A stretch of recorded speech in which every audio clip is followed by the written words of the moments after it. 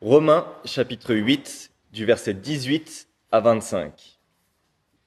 J'estime que les souffrances du temps présent ne sauraient être comparées à la gloire à venir, qui sera révélée pour nous. Aussi, la création attend-elle avec un ardent désir la révélation des fils de Dieu. Car la création a été soumise à la vanité, non de son plein gré, mais à cause de celui qui l'y a soumise, avec l'espérance qu'elle aussi sera affranchie de la servitude, de la corruption, pour avoir part à la liberté de la gloire des enfants de Dieu. Or, nous savons que, jusqu'à ce jour, la création tout entière soupire et souffre les douleurs de l'enfantement. Et ce n'est pas elle seulement, mais nous aussi, qui avons les prémices de l'Esprit, nous aussi nous soupirons en nous-mêmes, en attendant l'adoption, la rédemption de notre corps. Car c'est en espérance que nous sommes sauvés. Or, l'espérance qu'on voit n'est plus espérance. Ce qu'on voit, peut-on l'espérer encore? Mais si nous espérons ce que nous ne voyons pas, nous l'attendons avec persévérance. Nous venons de lire un texte qui devrait nous remplir d'espoir, car nous attendons. Et qu'est-ce que nous attendons? La même chose que toute la création attend. C'est le renouvellement de toutes choses. C'est la rédemption de nos corps. C'est ce que nous attendons. Et toute la création attend la même chose. Par contre, parfois, les chants que nous chantons n'expriment pas cette réalité de renouvellement de toutes choses. Par exemple, nous chantons « Jésus-Christ payant ma dette, à grand prix m'a racheté ». Et ça, c'est vrai. Près de lui, ma place est prête au ciel pour l'éternité. Est-ce que vraiment notre destinée est à être au ciel pour l'éternité?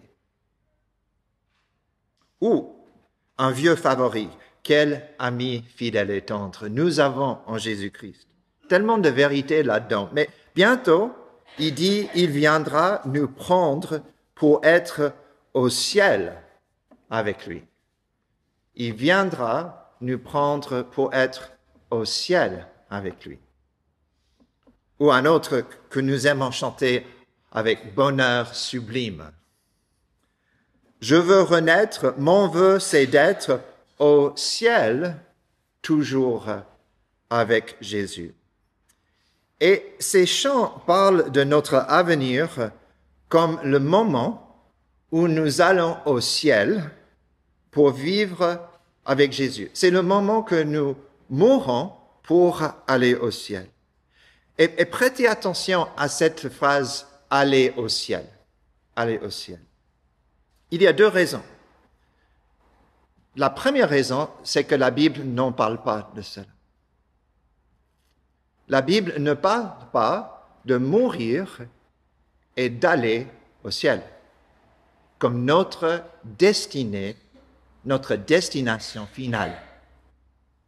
Ce n'est qu'une escale à notre vraie destination. Et la deuxième chose, être au ciel, mourir et être avec Jésus, malgré la joie que cela nous donnera, ce n'est pas la fin de notre histoire. Mourir et être avec Jésus, ce n'est pas la fin de notre histoire. Ce n'est qu'une étape vers une destination éternelle. Pourtant, la croyance de mourir et aller au ciel pour l'éternité persiste pour des raisons différentes. Et même, peut-être, vous êtes un peu défiés par les choses que je suis en train de vous dire.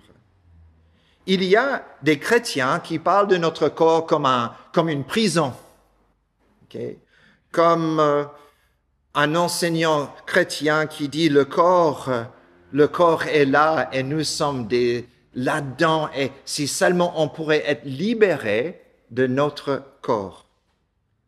Mais le corps nous est donné par Dieu. Il appartient au Seigneur.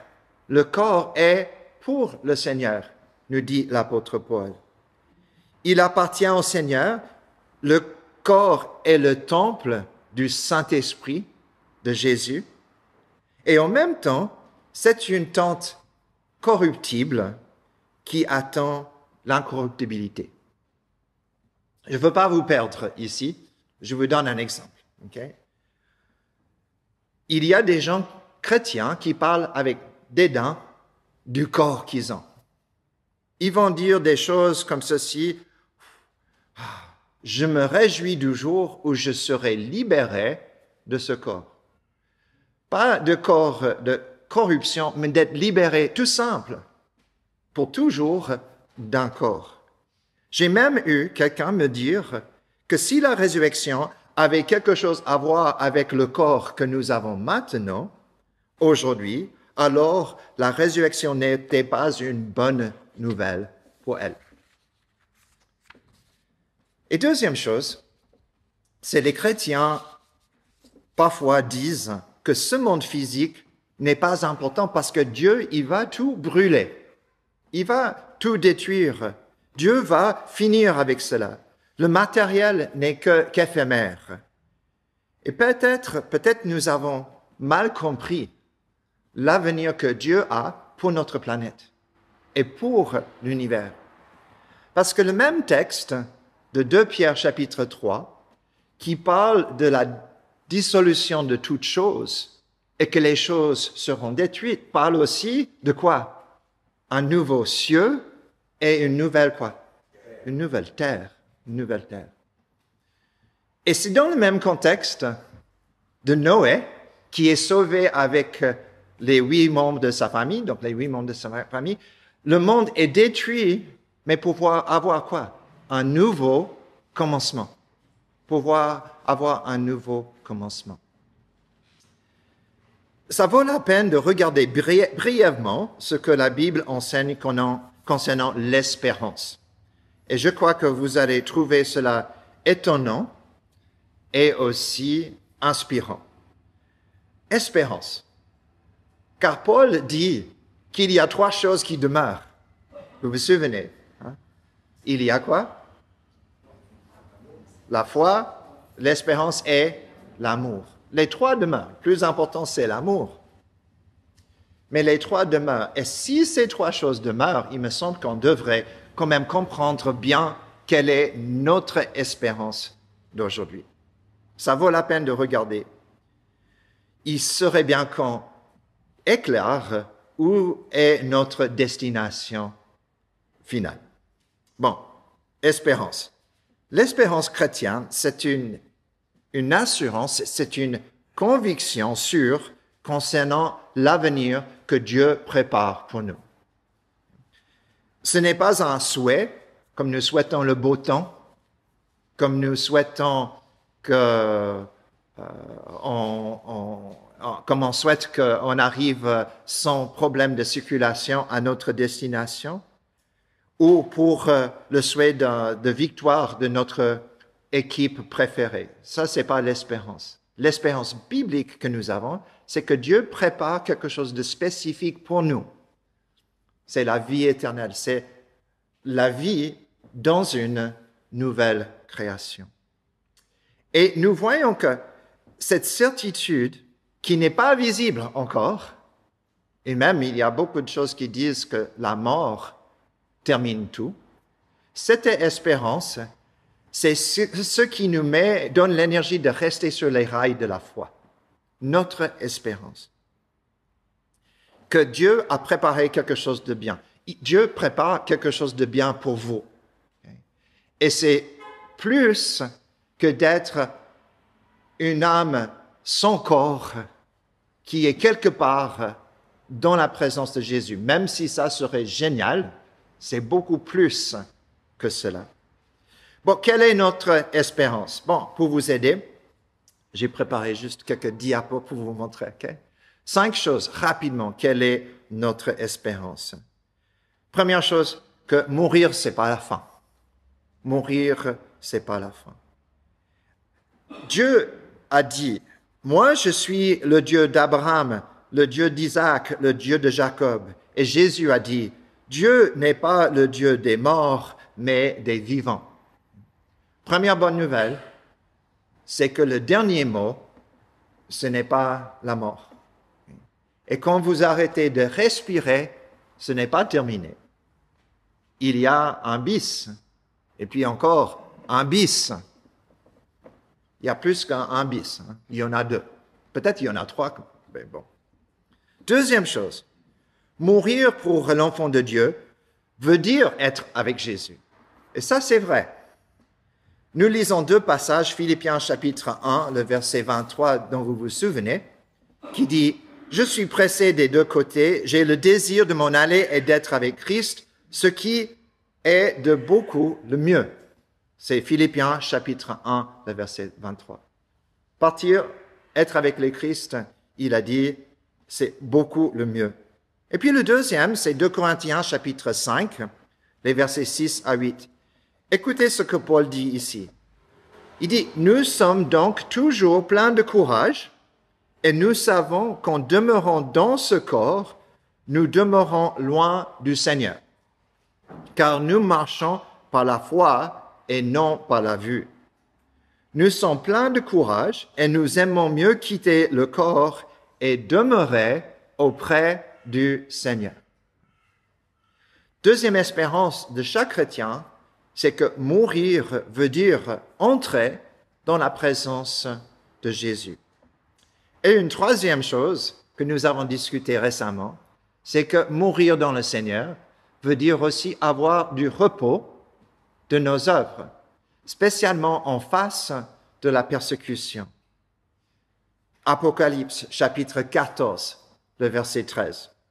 « J'entendis du ciel une voix qui disait, « Écris ceci, heureux les morts qui meurent dans le Seigneur dès à présent. Oui, dit l'Esprit, afin qu'ils se reposent de leurs travaux, car leurs œuvres les suivent. » Et vous savez très bien que souvent, dans le Nouveau Testament, le mot dormir est utilisé pour parler de la mort des chrétiens. Dormir est le mot. Et la raison, une des raisons, c'est repos. Mais la deuxième raison, plus importante, c'est que quelqu'un qui dort habituellement, il se réveille. Si vous êtes endormi maintenant, sans doute vous allez vous réveiller quand nous chantons après. Okay? Sans doute. Okay? Et c'est la même chose pour le chrétien qui dort, il sera réveillé. Okay? Mais notons bien, il y a à la mort une séparation du corps et de l'être. Okay? L'être qui va être avec le Christ et puis le corps qui reste là. Est-ce que l'âme dort? Ben non, l'âme est avec le Christ. Le corps dort. Qu'est-ce qui veut être réveillé? C'est le corps. C'est le corps. Il y a des groupes, par exemple les adventistes, qui croient à ce qu'on appelle le sommet de l'âme. Le sommet de l'âme. Qui veut dire que vous entrez dans un type de coma spirituel quand vous mourrez. Et puis à la résurrection, donc, on sera dans la présence de Dieu. Il n'y a pas cette croyance de mourir et puis d'être directement dans la présence de Jésus, comme l'apôtre Paul semble expliquer. C'est pour cela que je crois que vraiment dormir, quand on parle cela dans les Écritures, c'est l'idée qu'on va se reposer de ses œuvres, et deuxième chose, on va se réveiller. On va se réveiller. Bon, ça va jusqu'à là? Quatrième chose, mourir veut dire attendre la résurrection. On meurt et on est avec le Christ. Mais il y a un bis. Et le bis, c'est la résurrection. Bis, c'est la résurrection. Je lis ce que Paul a écrit et nous avons déjà lu. Bien plus, nous aussi, qui avons les prémices de l'Esprit, nous aussi, nous soupirons en nous-mêmes en attendant de mourir. Non. Il dit en attendant quoi? L'adoption, de nos corps, la rédemption de notre corps. Nous attendons la résurrection, car ce n'est en espérance que nous avons été sauvés. Nous espérons tous non seulement être avec Jésus, mais nous espérons tous la résurrection. Et toute la foule a dit Amen. Okay? Parce que notre destination, c'est la résurrection. C'est de vivre dans une nouvelle création de cieux et de terre qui correspond totalement à tout ce que Dieu a voulu depuis le début. Et puis, notre dernière espérance, et c'est une espérance, c'est que toutes les injustices soient corrigées. Jean chapitre 5, c'est Jésus qui le dit au verset 28. « Ne vous en étonnez pas, car l'heure vient où tous ceux qui sont dans le tombeau entendront sa voix. Ceux qui auront fait le bien en sortiront pour la résurrection et la vie. Ceux qui auront pratiqué le mal pour la résurrection et le jugement. » Ici, c'est la promesse de Dieu de rectifier toutes les injustices dans notre monde. Sa grâce, oui. Sa justice aussi. Son amour, oui. Mais de corriger le mal de notre monde aussi. Le mal de notre monde. Bon. Il y en a certains qui disent, mais ça va se passer comment? Bonne question. Et nous avons quelques indices qui peuvent nous aider. J'aimerais juste mettre un texte derrière moi. C'est 1 Thessaloniciens, chapitre 4, où les gens posaient la même question. La question sur ceux qui dorment. Qu'est-ce qui se passe avec nos frères et sœurs qui dorment?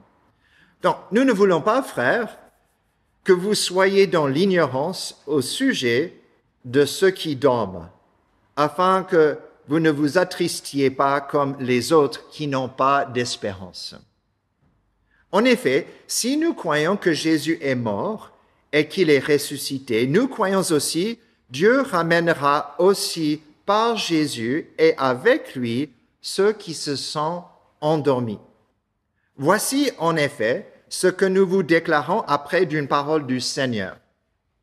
Nous les vivants, restés pour l'avènement du Seigneur, nous ne dévancerons pas ceux qui se sont endormis, car le Seigneur lui-même a un signal donné à la voix d'un archange, au son de la trompette de Dieu, descendra du ciel, et les morts en Christ ressusciteront en premier lieu. Ensuite, nous les vivants, qui seront restés, nous serons enlevés ensemble avec eux dans les nuées à la rencontre du Seigneur dans les airs. Et ainsi, nous serons toujours avec le Seigneur. Consolez-vous donc les uns les autres par ces paroles. Pour ceux qui cherchent l'ordre chronologique, je vais vous le donner assez facilement. Il dit ici, le Christ descendra. Il y aura la résurrection des morts. Il y aura le changement des croyants qui sont encore vivants. Il y aura une rencontre de Jésus avec Jésus dans les nuées et il y a être toujours avec le Seigneur. Je le répète, le Christ descendra. Il y aura la résurrection des morts, le changement des croyants qui sont toujours en vie, la rencontre de Jésus sur les nuées et puis la suite, être toujours avec Jésus. Cette esquisse qui est assez rapide qu'il nous donne, parle d'une espérance de changement et de résurrection, et aussi de jugement. Parce que rencontrer Jésus sur les nuées veut dire juger aussi un monde avec lui. Venir sur les nuées parle de Dieu qui vient en jugement pour rectifier les choses. Et les chrétiens persécutés font partie de ce jugement, c'est-à-dire ils vont venir rétablir toutes choses. Juste, je ne sais pas si vous avez remarqué dans notre texte, mais il y a l'idée ici pas de partir nous, mais de Jésus qui vient. Lui, il vient. Et 3 fois dans notre texte, il parle de lui qui vient, son avènement. C'est jamais, oh, et nous irons au ciel. C'est lui qui vient et nous qui allons le rencontrer sur les nuages pour juger ce monde et la résurrection. Il y aura un jugement des ennemis. Parfois, on utilise Apocalypse 21, la cité céleste, pour parler de cela. Bon, on prend le texte. Très intéressant et j'espère très inspirant. Je lis. Je vis un nouveau ciel et une nouvelle terre. Car le premier ciel et la première terre avaient disparu, et la mer n'était plus. Et je vis descendre du ciel, d'auprès de Dieu, la ville sainte, la nouvelle Jérusalem, prête comme une épouse qui s'est parée pour son époux. J'entendis du trône une forte voix qui disait, « Voici le tabernacle de Dieu avec les hommes. Il habitera avec eux, ils seront son peuple, et Dieu lui-même sera avec eux. Il essuiera toute larme de leurs yeux. La mort ne sera plus, et il n'y aura plus ni deuil, ni cri, ni douleur, car les premières choses ont disparu. » Celui qui était assis sur le trône dit, « Voici, je fais toutes choses nouvelles. » Je fais toutes choses nouvelles. Vous avez remarqué dans notre texte, il dit, « Je vis un nouveau ciel et une nouvelle terre. » Et notons bien, il voit descendre du ciel sur la terre cette nouvelle création.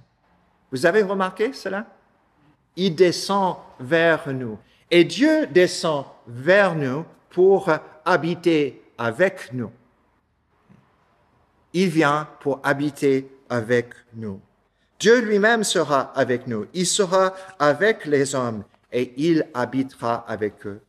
Et nous ne trouvons pas dans ce texte des âmes rachetées qui s'envolent vers un lieu céleste. Ce que nous trouvons ici, c'est quoi? C'est une nouveauté, une nouvelle création. On retrouve Genèse chapitre 1, quasi, où il y a une liaison étroite et non rompue entre le Dieu éternel dans toute sa gloire et la bonne terre qu'il a créée. Les chrétiens adhèrent fermement à une croyance en 2 étapes concernant leur avenir. Premièrement, la mort est ce qui se trouve immédiatement au-delà. Nous, les chrétiens, nous croyons fermement que quand nous mourrons, nous allons voir notre Seigneur Jésus-Christ. Nous le croyons, parce que les textes nous le disent. Mieux de partir et être avec le Seigneur que rester ici, dit l'apôtre Paul. Mais deuxième chose, une nouvelle existence corporelle dans un univers nouvellement renouvelé, c'est aussi un nouveau ciel, une nouvelle terre. C'est ce que Dieu va préparer. Un corps comme celui de Jésus ressuscité. Et je sais que ce n'est pas un mot, mais je vais l'utiliser quand même. Un corps qui a une physicalité incorruptible. Okay? Donc, physicalité n'existe pas. Okay? Mais juste pour vous dire, nous aurons un corps. Romains chapitre 8, le verset 10, qu'on n'a pas encore lu. Et si l'esprit de celui qui a ressuscité Jésus d'entre les morts habite en vous, celui qui a ressuscité le Christ Jésus d'entre les morts donnera aussi la vie à vos corps mortels par son esprit qui habite en vous. Il va ranimer, ressusciter et recréer votre corps mortel. Ne détestez pas ce corps. Utilisez votre corps pour le bien, parce qu'il appartient à Dieu et il va le renouveler. Comment sera ce corps incorruptible? Bon, lisez 1 Corinthiens chapitre 15 si vous voulez. Okay?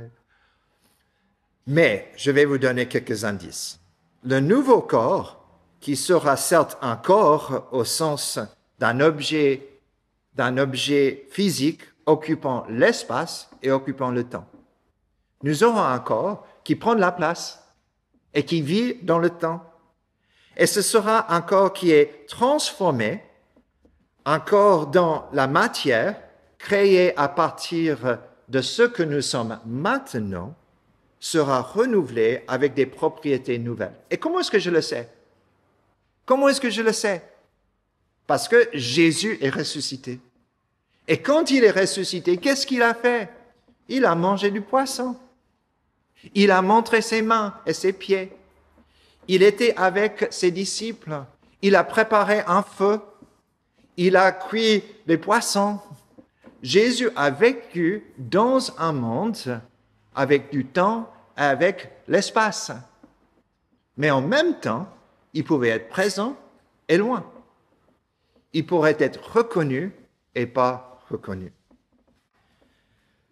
Quand donc cet être corruptible aura revêtu l'incorruptibilité et que cet être mortel aura revêtu l'immortalité, alors se réalisera la parole de l'Écriture. La mort a été engloutie dans la victoire. Mort, où est ta victoire? Mort, où est ton aiguillon? Le contraste qui est construit là, c'est entre l'incorruptible et le corruptible, entre l'avenir et le présent. Cela sera tout animé par l'Esprit de Dieu. Le corps que nous aurons, c'est un corps animé par l'Esprit de Dieu pour pouvoir vivre dans la présence de Dieu. Bon, il y aura donc un renouvellement de toutes choses. Et qu'est-ce que cela veut dire? Je ne sais pas. Il y a des indices qui nous sont donnés dans les Écritures. Mais je sais que le renouvellement de toutes choses a déjà commencé. Non seulement quand nous mourrons, mais ça a déjà commencé. Si quelqu'un est en Christ, il est quoi? Une nouvelle créature. Toutes choses sont différentes. On passe d'une vie à une autre. Et cela me fait penser à ce que nous avons lu. Aussi la création attend-elle avec un ardent désir la révélation des fils de Dieu. Car la création a été soumise à la vanité, non de son gré, mais à cause de celui qui l'y a soumise. Avec une espérance, cette même création sera libérée de la servitude de la corruption pour avoir part à la liberté glorieuse des enfants de Dieu. Je vais juste faire un tout petit peu plus. Et puis, peut-être il faudrait que je fasse un bis, parce que je suis sûr que vous avez plein de questions dans la tête. Plein de questions.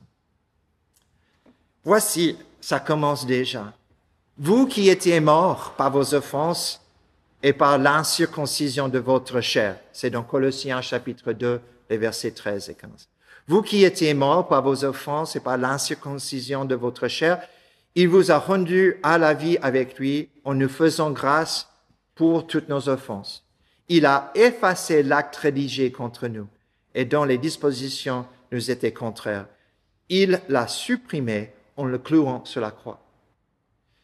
Tous les effets de péché, Dieu a déjà mis à mort à travers la croix de Jésus.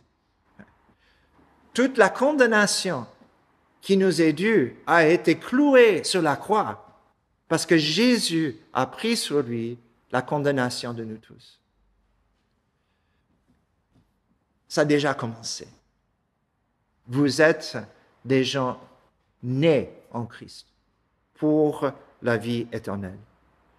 Et cela résonne pour moi, parce que quand Dieu crée en 6 jours notre monde, que dit-il à la fin de chaque journée? Il dit quoi? C'est bon. C'est bon. C'est bon. Et le 6e jour, il dit, c'est très bon. C'est très bon. Et je partage cette idée avec vous. Si la destinée, si notre fin, c'est la destruction de tout ce qui est matériel, donc il n'y a plus de monde, il n'y a plus d'univers, c'est le péché qui gagne. C'est le péché qui gagne. Mais si l'avenir, c'est le renouvellement de toute la création, une récréation pour que Dieu puisse vivre avec nous, main dans la main, le péché a perdu. Et je crois que cela est important de savoir, que la croix élimine toutes les conséquences du péché dans la nouvelle création. Toutes les conséquences. Et le péché, ce n'est pas le matériel. Ce n'est pas la création. Elle est bonne. C'est le péché qui est entré dans cette création. Et Dieu continue à être créateur. Bon, le temps nous échappe et si Jésus est vraiment, s'il est vraiment la résurrection et la vie, si vous êtes vraiment une nouvelle création en Christ, s'il y a vraiment, après la mort, la vie avec Christ, et après la vie avec Christ, il y a la résurrection, wow! Vous savez à quoi nous sommes appelés? Une victoire au-dessus de tout péché. Ok, parenthèse. Vous savez, il y a un moment où vous n'allez plus pécher. Le pécheur et le saint. Il y a un moment où vous allez plus pécher. C'est quand? C'est quand vous mourrez. La différence entre être en Christ et être dans le monde, c'est que les conséquences du péché restent là. Et pour le chrétien, nous recevons la grâce de Dieu, la vie éternelle, que le Fils lui-même méritait. Nous recevons cela. Les pécheurs et les saints, tous les deux vont arrêter de pécher à leur mort. C'est terminé. Par contre, les effets du péché sont effacés pour nous qui sommes en Christ Jésus. Vous êtes au courant de la réalité de la résurrection? À quoi ça va ressembler? Ceux qui ont fait la colonie, vous avez eu l'occasion d'étudier Joseph. Et nous nous souvenons que Joseph, à l'âge de 17 ans, était vendu par ses frères comme esclave. Eux, ils savaient qu'il était en vie, en tout cas pendant un moment. Mais ils ont pris sa tunique, ils l'ont déchirée, ils l'ont trempée dans le sang d'un animal, l'ont montré à leur père, et leur père a dit quoi? Joseph, il est mort. J'irai le voir. Il ne viendra pas me voir. Mon fils est mort. Je le verrai plus, dit-il. Et puis, presque une vingtaine d'années plus tard, ses fils reviennent de l'Égypte et ils disent, Joseph est en vie, il est vivant. Ça, c'est une image de la résurrection. Parce que tous ceux qui sont partis, nous allons les revoir aussi concrètement que Jacob a revu Joseph en Égypte. Il a pris son fils dans ses bras. Il a dit, Dieu m'a béni de te voir. Et aussi réel que cela est, de revoir quelqu'un qu'on pensait était mort mais qui n'était pas mort, aussi réel sera les rencontres de la résurrection. Aussi réel.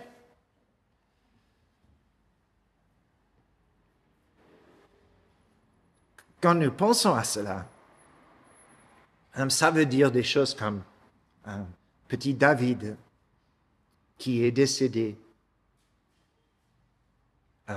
Matthéo qui est décédé, Raymond, Jacques, Carmen. Toutes ces personnes qui sont mortes dans le Seigneur, ils sont avec le Christ. Mais ce n'est pas la fin. Il y a un bis. Et ce bis, c'est la résurrection. C'est la résurrection, c'est de vivre pleinement avec eux. C'est la promesse que Jésus a donnée en disant, je suis la résurrection et je suis la vie. Celui qui croit en moi ne mourra jamais. Mais même s'il meurt, il vivra. Pas dans un esprit désincarné quelque part pour l'éternité. Non. Dans une nouvelle création, un nouveau ciel, une nouvelle terre où Dieu sera présent. Et nous aussi, tous ceux qui appartiennent à sa famille.